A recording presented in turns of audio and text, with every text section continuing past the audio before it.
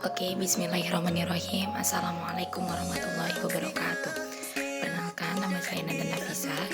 NPM saya 2373200156. Saya dari Prodi Psikologi tahun 2023. Di sini saya akan menjelaskan tentang gangguan mood atau mood disorder dan bunuh diri. Jadi sebelum masuk ke inti pembicaraannya, kita akan masuk dulu ke pengertiannya.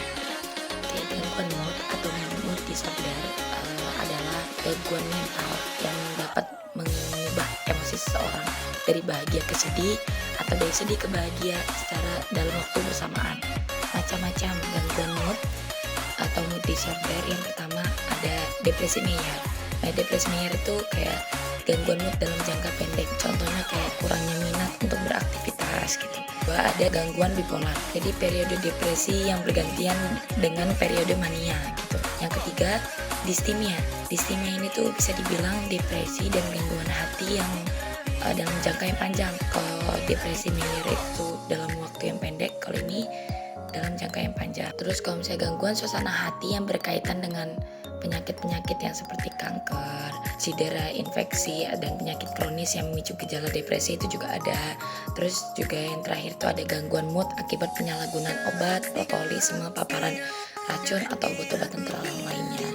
Jadi penyebab dari gangguan mood atau mood disorder itu yang pertama ada dari faktor genetik. Terus yang kedua ada dari yang stres berkepanjangan. Yang ketiga ketidakseimbangan zat kimia. Dan yang keempat itu ada pengalaman traumatis dari kecil. Gejala-gejalanya ya seperti yang kita tahu ada suasana hati yang sedih, cemas, dan merasa tidak berdaya. Terus merasa harga dirinya itu rendah, merasa tidak berdaya atau tidak mampu, merasa dirinya itu tidak berharga, kehilangan minat pada aktivitas, dan misalnya kayak punya pikiran untuk mengakhiri hidupnya gitu. Nah, karena pembahasan kita tentang gangguan mood dan bunuh diri, lanjut ke tahap bab bunuh diri.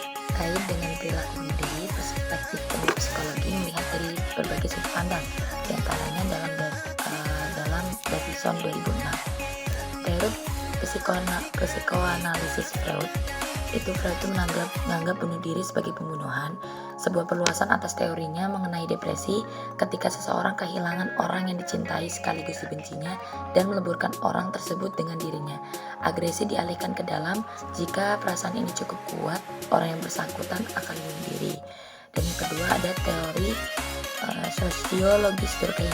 Bunuh diri egoistik dilakukan oleh orang yang memiliki sedikit keterikatan dengan keluarga, masyarakat, atau komunitas. Orang terasing dan tidak memiliki dukungan untuk dapat berfungsi adaptif di dalam kehidupan sosial.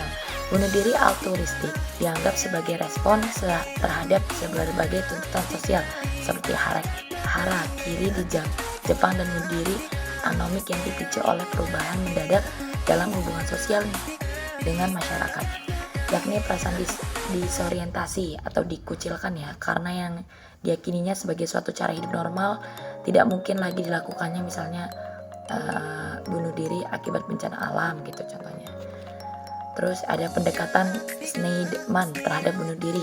Pandangannya menganggap bunuh diri sebagai upaya untuk mencari solusi suatu masalah. Orang-orang yang merencanakan bunuh diri biasanya mengungkapkan niat mereka. Pasti dia akan menitipkan kayak keinginan-keinginannya yang masih ada di dunia, kayak misalnya jagain orang gitu. Nah, terkait dengan kecenderungan perilaku bunuh diri, maka ada beberapa bentuk pencegahan yang dapat dilakukan, diantaranya yang pertama, perilaku bunuh diri ditengarai oleh ekspektasi tinggi yang tidak realistis, kesenjangan antara ekspektasi dan kenyataan. Oleh karena itu diperlukan penerimaan terhadap kenyataan yang terjadi di dalam proses kehidupan. Itu berekspektasi tapi nggak real gitu. Nah, jadi cara pencegahannya itu tuh harus diperlukan penerimaan terhadap kenyataan yang terjadi di dalam proses kehidupan. Itu sudah pasti dalam diri sendiri dulu yang ditinjut. Menangani gangguan mental yang mendasari jika ditemukan gangguan, diantaranya depresi, skizofrenia, dan penyalahgunaan zat. Jadi menangani dulu tuh gangguan mentalnya kan tadi ada yang seperti yang kita sebut tadi itu tentang gangguan mood itu bisa jadi depresi, ketidakseimbangan zat, atau yang lain-lain. Itu kita lihat dulu dia tuh alasannya itu tuh karena apa, mungkin apa kita sembuhin dulu gangguan mentalnya dia. Terus Yang ketiga, membuka pandangan pelaku yang berniat bunuh diri dengan membantunya melihat bahwa bunuh diri bukan satu-satunya cara penyelesaian masalah, serta meminta yang bersangkutan untuk mundur dari tindakan bunuh diri. Temani dan ajak bicara, bantu mereka untuk melihat bantuan dari masalah yang dihadapi. Kita harus buka pandangan pelaku bunuh diri ini. Bunuh diri itu bukan satu-satunya cara jalan keluar gitu, karena kalau semakin kita lari dari masalah, apalagi kita meninggalkan masalah tersebut, maka masalah itu semakin besar adanya gitu. Jadi lebih baik dihadapi saja daripada kita ngambil jalan yaitu bunuh diri.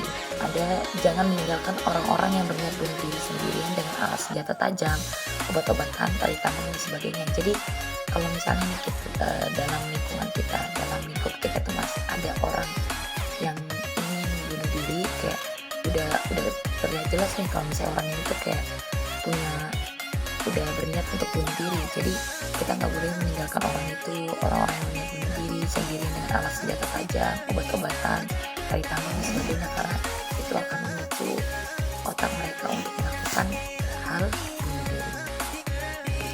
Oke, mungkin